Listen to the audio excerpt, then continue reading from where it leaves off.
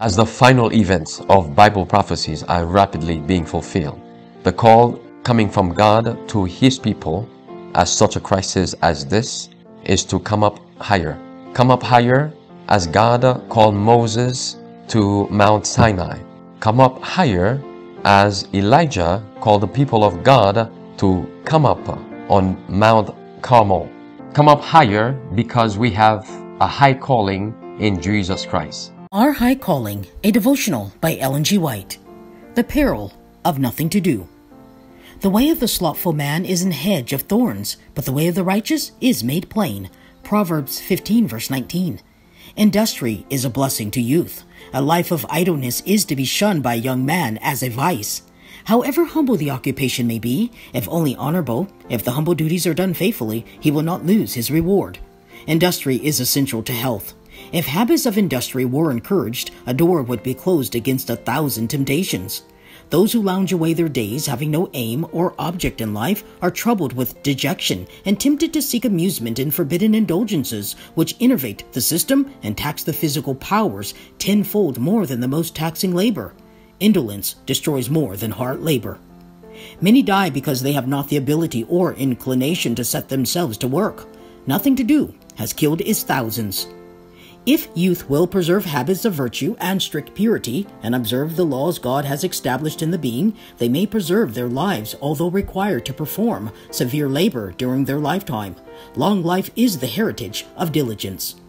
Some young men think if they could spend a life in doing nothing, they would be supremely happy. They cultivate a hatred for useful labor. They envy the sons of pleasure who devote their lives to amusement and gaiety. Unhappiness and heartaches are the result of such thoughts and conduct. Nothing to do has sunk many a young man in perdition. Well-regulated labor is essential for the success of every youth. God could not have inflicted a greater curse upon the men and women than to doom them to live a life of inaction. Idleness will destroy soul and body. The heart, the moral character, the physical energies are enfeebled.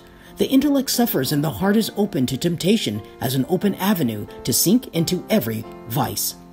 The indolent man tempts the devil to tempt him. Religion will prove to you an anchor. Communion with God will impart to every holy impulse a vigor that will make the duties of life a pleasure. The love of God is greater far than tongue or pen can ever tell. It goes beyond the highest star.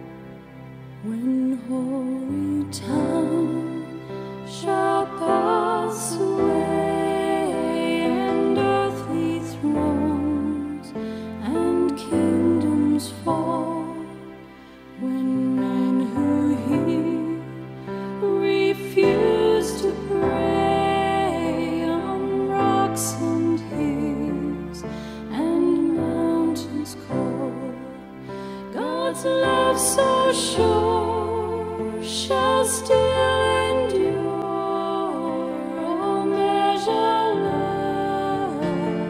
and strong, redeeming grace to Adam's race, the saints and angels' song.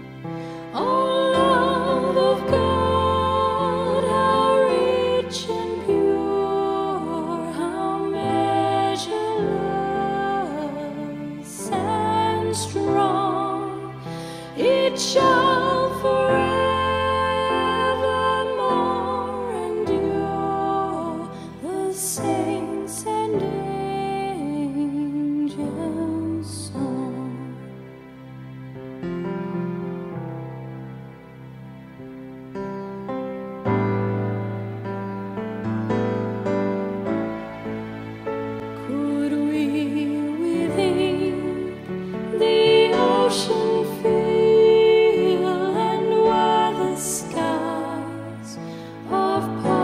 parchment made, where every stalk on earth a quill, and every man a scribe.